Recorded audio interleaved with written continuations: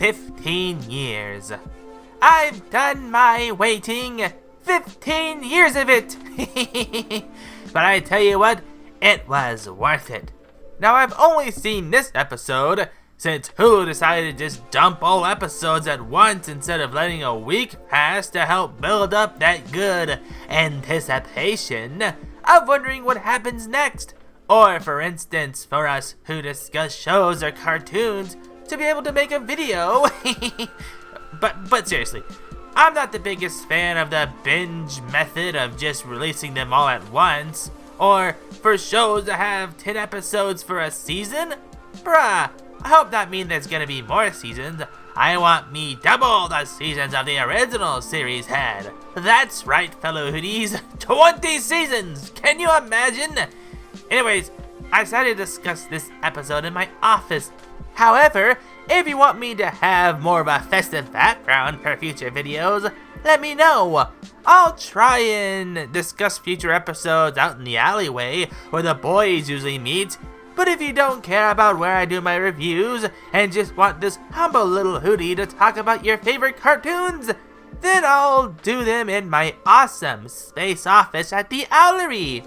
So with this intro out of the way, it's time to light up the grill once more and talk about King of the Hill Season 14 Episode 1, Return of the King. A perfect name for the episode where Hank returns to Arlen after a time away at Saudi Arabia. He must face the changes that has taken place since they have been gone, which I think was 9 years. And this episode reminds me of an anime starting a new arc after a time skip. Not much plot, but just a lot of catching up and showing what's been going on during the gap in time. It's a way to catch the viewers up with things, so there isn't moments of, what? They did this? Or this happened? Until they reveal it later on. We're not gonna get everything at once with what's going on, but enough to get the ball going, or should I say, propane tank rolling. Okay, enough rambling. It's time to talk about King of the Hill, Season 14, Episode 1, Return of the King. We begin with the triumphant return of our propane protagonist, using a potty. Ladies and gentlemen, the captain has turned on the seatbelt sign. We are beginning our initial descent into Dallas-Fort Worth. Occupied! And from the sound of his, well, stream, I can only guess that his narrow passageway is still a problem for his character. It also can't help that he's in a cramped bathroom soaring miles in the air and getting hounded by passengers that, granted, probably have the tingle just as bad. Honestly, I'd be right there if I had to do my hooted business and I had to deal with some guy with a narrow... yeah. Then again, that's exactly why we hooties always have our handy-dandy porto-hootie potty that we can use for instances where there be no potties available.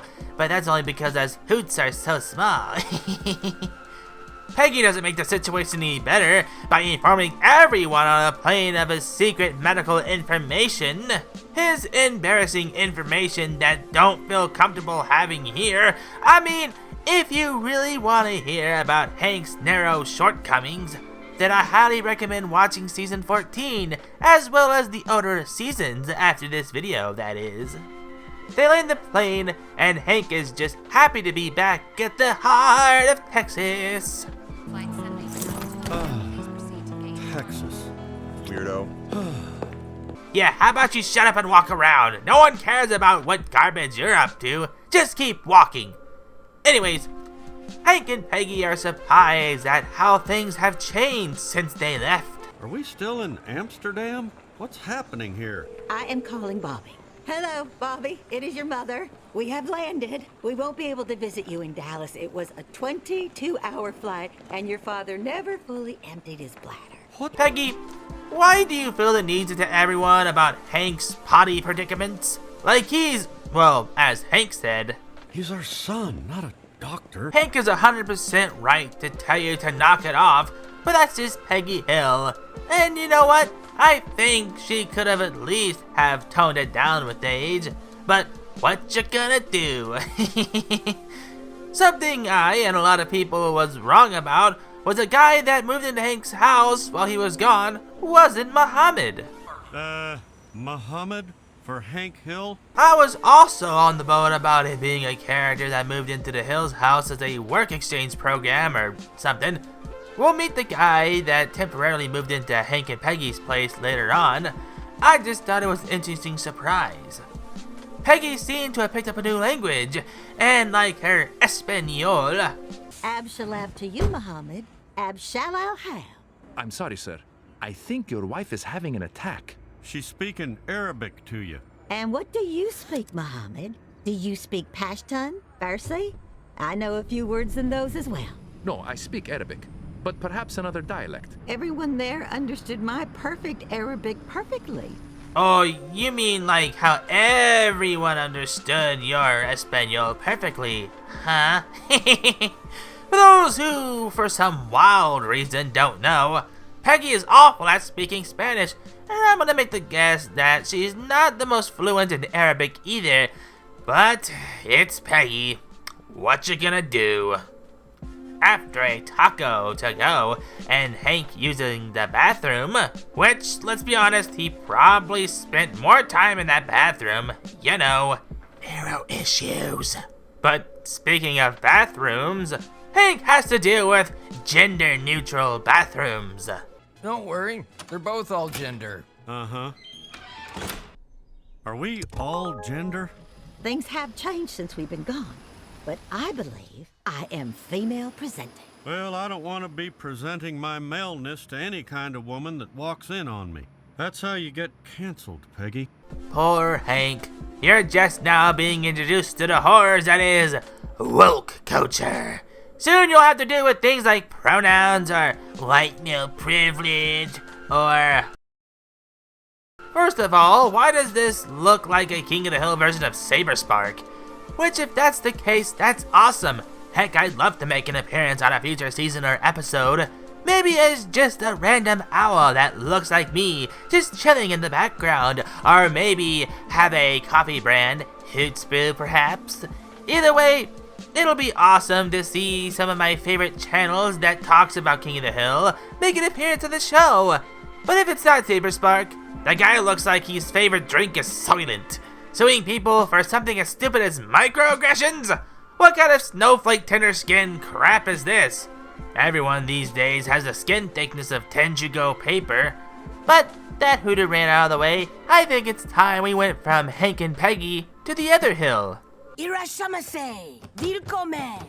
Welcome to Robata Chain, a traditional Japanese barbecue with a fusion of flavors and techniques from the German traditions of the Texas Hill Country. I'm your chef, Bobby Hill. We also see some good cooking accompanied by some country rap. Not sure what you call it, but we also see Bobby speaking Spanish far better than Peggy. Tú trabajas fuerte, Emilio. Me gusta mucho. También, jefe. I know he didn't learn it from Peggy. I bet I know more Spanish than her, and I've only been learning Spanish for a few months on Duolingo, on top of also learning Swedish and Japanese. My point is, I know more. The Hills return to their house, and Hank does a very Hank thing. 5 stars? I'm gonna give you a 4. That way it gives you something to work towards. If you ask me, 5s should be rare in this world. We sure are. I do not want to be conceited, but I have been told my whole life I'm a 5. Okay, Peggy, not that I want to tear your inflated ego. Okay, maybe a little. But I don't know if I would consider you a 5. Now, granted, you are pretty, but I wouldn't go as far as to say you're a 5. I think those compliments might haven't been so genuine. It is from Brian Robertson. We loved our time on Rainy Street. You have got about 4 years left in your water heater, and I left a pamphlet about solar panels by the stove. Solar panels? What other religious propaganda did they leave? The voice of Brian Robinson is played by the amazing Keith David, and I hope that he makes more of an appearance as the series goes on. Yeah, that's right. I know this season will get more than just a season 14. I mean, it's King of the Hill. You think they're gonna stop with just one season for the revival? They have so much more topics to discuss. And yeah, I know, if you keep something on for long enough, it's going to get stale. SpongeBob is a great example, but I'm rambling again. Hank walks out to the usual spot when who would happen to spot him? Oh, oh man, look at that. It's Return of the Dang Old King, man. Oh, wow. I'm getting a hug, okay? Emotional. Hank, I get that you're Hank, but come on, that was adorable. He hasn't seen you in years. Hug you, boy. Boomhauer is also not the only one Hank meets.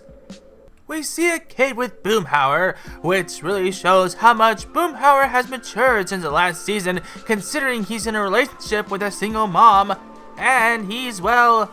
Boomhauer? What's with the mask still? Oh, man, let the kid live with dang old anxiety, man. They don't common little kids, man. Look, he's a kid, so I'm not gonna dwell on how much of a Gen Alpha iPad baby he is. More than likely from his mom not knowing how to parent, so Jesus handed him an iPad and let him dissolve his brain.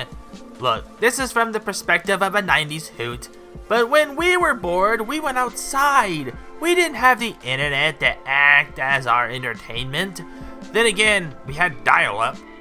That and video games haven't reached the quality well, I'd honestly make the argument that video games back then were better, since it didn't need to rely on how real it looks or, oh, damn graphics. It had great writing and stories, and it didn't force any political ideologies in it. And I mean either side. I want a fun game with a great story, not some lecture about whatever with some weak interaction segments and... Wait, it's quiet. It's too quiet. Dale, man, oh, Bill, man, oh, man, you're talking about oh, that's a dang old shame, man. Hey, yeah, that's right. Where are the other amigops? If you know that what it's from, let me know in the comments. But yeah, there's a quartet, not a duo. Lingo. Sorry. While you ponder while there's two missing members of the boys, we see Nancy and John Redcorn in a home? Those are the kinds of things the lucky couple who buys this newly renovated Arlen Spanish revival will find themselves saying. Will that lucky couple be you? Selling Arlen. Oh, Nancy, you and John Redcorn are perfect co-hosts. Oh, I'm sure they're just perfect together. Now I know what you're thinking. Hoots, I thought you knew the lore. They're no longer having the affair. You're being paranoid. Okay, seriously though, the profile pic just adds to how funny this is. That's definitely a grown man behind that account. Probably some overweight Reddit or Discord mod, and you can't tell me that I'm wrong. We go back to Bobby as he serves some college students, and I'm not a big fan of this little plot story with Bobby with this episode, so I'll give you the TLDR, if you don't mind I'm skimming through it. Well, after I make an observation about one of Bobby's side dishes... This restaurant is my baby, and all the food is inspired by the many influences of my childhood. Okay, so I don't know if that's the mustard pretzel, but considering he says the dishes are inspired from his childhood, I'm gonna guess that those were inspired by fruit pies. Maybe. I mean, it would make sense, right? Well, anyways... Let Bobby know there's a party at their college, and he goes to see the other girl at the table and ends up, well, to quote another show by Mike Judge, he's gonna go score with her. Yeah, that's about right. And just as he thinks things are progressing... I know we were vibing, but this was a one-time thing, okay? Oh. All right, yeah. And yeah, he says he's cool, but you can tell that hurt. I'm not a big fan of the hookup culture thing, but that's just my hooded opinion. He does run into a familiar face. Connie Supanusen phone. Bobby Hill? Do you go here? Nah, I'm at UT Dallas, Johnson School of Engineering. Oh, I'm visiting a friend. So I hear you have your own restaurant. You always were so creative. Look, If you ever are in the mood for some down-home German-Asian fusion classics, come by Robota Chain, okay? Out of all of Bobby's B-plot, this was my highlight. I wasn't expecting him to run into her this early, but anyways, now that plot is over, let's go back to Hank as he drives back home from picking up his truck from storage. What the hell? Oh, what? You gotta be... I just had to drive 5 blocks, make a left turn, then go around 2 more blocks and come back just to not make an illegal U-turn into our alley. Green my ass. So as someone who isn't natively from Texas, I don't know what all those flappy things are about. So for those who do know what they are, could you let me know in the comments? Because you amazing Hooties are awesome and would totally inform me on stuff like this. Okay, so it turns out that they're actually for bike paths. Just thought I'd add this before continuing. Yeah. They talk about how great Saudi Arabia is and Peggy mispronouncing it, which is just a Peggy thing to do. Say something wrong. But that's Peggy! What you gonna do? So Hank sees Brian and Boomhauer and is surprised to see him. I kinda got used to hanging out back here, I guess. Yeah, man, they don't fit right in, man. Talking about the same old crooked straights, man. I know what Allie do. Who's that, Brian? Who are you talking to? Hank Hill. Oh, hey, Bill! I wonder why he hasn't come out. He must be cleaning his house or... Oh, it's been hard with you and Peggy gone, Hank. I might have let myself go a little. I don't get out much anymore. Much? You haven't left that room since 2020. Man, Bill really let himself go. And I mean more than he usually was. But I will say this is very much like Bill. I can tell he didn't go out after he caught COVID, which I can understand. It's not a fun experience, I tell you what. Speaking of which, we're missing someone. I was wondering when you'd get around to me. Dale, how long have you been in that trash can? I want to take this moment to say rest in peace, Johnny Hardwick. Depending on when this video is out, it's been 2 years since we lost an amazing person, as well as Jonathan Joss and Chuck Mangione. Now, I don't know how the show will change from here on. I don't know if John Redcorn is going to be recast, but I hope they pay Chuck respect with a tribute for a future episode. Heck, he made the song Peggy Hill, and it's an amazing song, which is playing right now actually. It's a really nice song to just relax while working on this video, and it really fits Peggy's character. I also like the little twangs of Feels So Good, which is Hank and Peggy's song. I know Toby Huss will do an amazing job as Dale going forward from the series. It's just going to be different from now on. I also noticed Johnny's voice is deeper, but again, this is a decade and a half later. Anyways, let's get back to the episode. So Dale, what have you been up to? You are looking at the former mayor of Arlen. What? When did this happen? During the pandemic, and with a field of 11 candidates to split the vote, I won with a simple plurality of 9%. Yeah, that makes sense. Just looking at his face, you can tell he was not expecting him to win, and the second he found out, he was probably like, oh boy, I wasn't expecting to actually win this.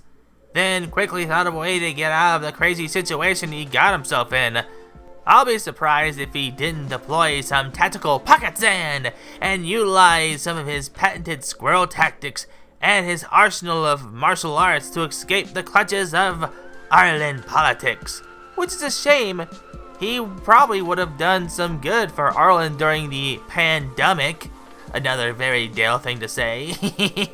But I think everyone knew he would be the one that would be heavily against the events of 2020. Hank and Peggy talk about how Bobby hasn't visited them yet and how things have changed. There's that same damn ceiling. I stared at that old crack before bed for 15 years, Hank. I cannot believe I am back staring at it again. Life was really good in Saudi Arabia, Hank. I get it that things have changed, but I can't believe that Peggy has always been open-minded to other cultures and whatnot, but not Hank. He's as American as, well, Texas. And yes, I know he wasn't born in Texas, but New York, and in a Yankee Stadium of all places. But Hank is a Texan, so it's rather jarring that he would be the one that thinks things were better not in America. Even with all them modern changes that happened, I tell you what. We get a brief flashback to them in Saudi Arabia, where Peggy's at the market, and from the sound of the merchant, he isn't too pleased with Peggy. I do so enjoy not getting catcalled every 5 minutes like back in the States. Guess there was, some of that. Now, if Google Translate is accurate, which I doubt it is, it seems the merchant was telling Peggy the price is basically what it is, and she can take it or leave it. He also calls her Auntie, which I also doubt he called her that, and it was just Google not hearing that part clear enough. Either way, Peggy really seemed to have enjoyed her stay in a country that isn't really a country that's big on women's rights, but I think that's just Peggy being, you know, Peggy, and not knowing the culture that she claims to know so much about. But you know, that's okay, I'm gonna stop doing that. Hey guys, how's it going? Editing Hoots here. Just wanna do a little nod, a little appreciation to them using the first entrance to the desert of Lawrence of Arabia. I thought it was a nice touch to have that song just thrown in there. I'm sure it's a cliche at this point, but it's funny how they use that music to describe Saudi Arabia. Speaking of Saudi Arabia, they try to get Hank to go back for a 3-year contract to convert an entire oil tanker to propane, and he makes some funny offers. A bulldozer? A horse? A machine gun? What do Texans like? Is your wife still listening? A beautiful new sword. And by sword, I mean new wife. Well, it is tempting. My wife and I'll talk it over. The new wife will never talk. Quiet as a mouse. Hearing Hank talk about how things were better on the Saudi Aramco base, which was practically just a WandaVision version of A Perfect World, which I never saw WandaVision, I just know what that was about. Anyways, Hank is the last person that would be questioning if coming back to Texas was a good idea, even if it's resolved rather quickly. It's weird that Hank would question this. I am glad that they didn't drag this on throughout the season, although it would have been better if Hank would have denied Peggy complaining about how things have changed, yet slowly grew frustrated with the modern ways, and maybe at some point actually consider going back when the Saudi Aramco guy calls, but then says he'll talk it over with Peggy and the others. It just went by too quick, and I get it. It may be to get this out of the way so I can get back to what made King of the Hill amazing. So honestly, I'm really not mad that this plot might not be in the rest of the season, but it just feels rushed. Hank goes to Megalomart to get a spanner wrench to calm down. Might as well look for a winch, too. Gonna need it to pull Bill outside. Not gonna lie, I sometimes do stuff like walk around Walmart to get my mind off things. Megalomart. Chuck. I'm sad now. Hey guys, just one more post-editing little add-in before we finish up the episode. Who could be so incompetent and inconsiderate to just veer off in front of 2 people in a huge parking lot? I know there are cars on each side of them, but you didn't have to drive it right into Hank and Peggy like that. Shah! As they walk in, they see Girl Scouts selling cookies and immediately assume the worst. Are they gluten-free now? Yeah, and they are also probably $50 a box. And by the way, what is a metaverse? Is that involved here in some way? No, mister. We're just scouts. And they're only $5. Unless you do want gluten-free. Those are $6. Dang, guys, why not just bite their heads off, why don't ya? I know things have changed, but one thing has always been the same. Cookies. And like I said about it being weird how they just stopped being all, maybe we should have stayed in Saudi Arabia, after they got some Girl Scout cookies, but there might be some symbolism that I'm missing here. Or not. Either way, it's still weird. Hank is grilling with the new Wagner Char King with a bunch of bells and whistles. It comes with a touch screen, preset cooking profiles, and Wi-Fi for remote temperature monitoring. They're all over there. I shouldn't have to call technical support to make a burger. Meanwhile, the smell wafts over to Bill. But that's not important, because finally, guess who decides to stop by? Bobby shows up with some steaks, and Hank greets him the only way Hank can. Come give your old man a big handshake. It's good to see you, Dad. Let me know when you need me to take over, since I'm a professional now. A professional comedian if you think I'm gonna let you take over for me. A very Hank thing to say. I know that might be annoying for some of you Hooties to hear me say, oh, that's so like them. But after 15 years, it's good that they still got the characters down to a T, like they never left. But they did. It would be interesting to actually see how some characters have changed during the passage of time that Peggy and Hank left, and how Hank and Peggy react to the new environment they find themselves in. It's almost a perfect end to an episode. I wonder what's missing.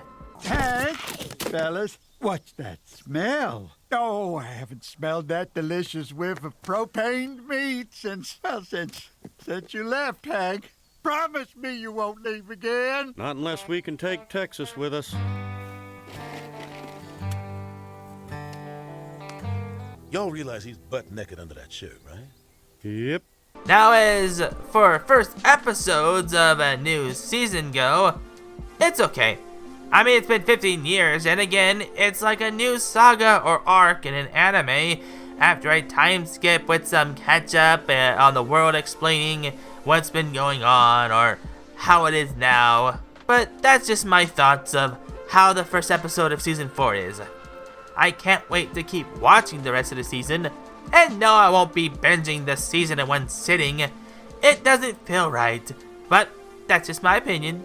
Anyway, that was King of the Hill, Season 14, Episode 1, Return of the King. What do you think of the video and the episode? Let me know in the comments. As always, your opinion and feedback mean a lot, and I can't thank you all enough for all of your support. Thanks again for watching, and until then, I'll see you when you visit the Owlery again, and I give my hoot in the dark. Thanks for watching.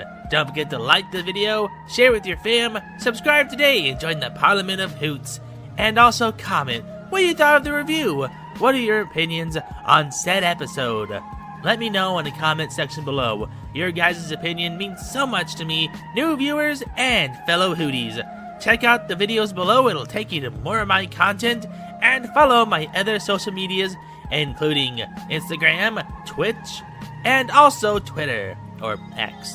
Until next time, guys, I'll see you when you visit the Owlery again, and I give my hoot in the dark.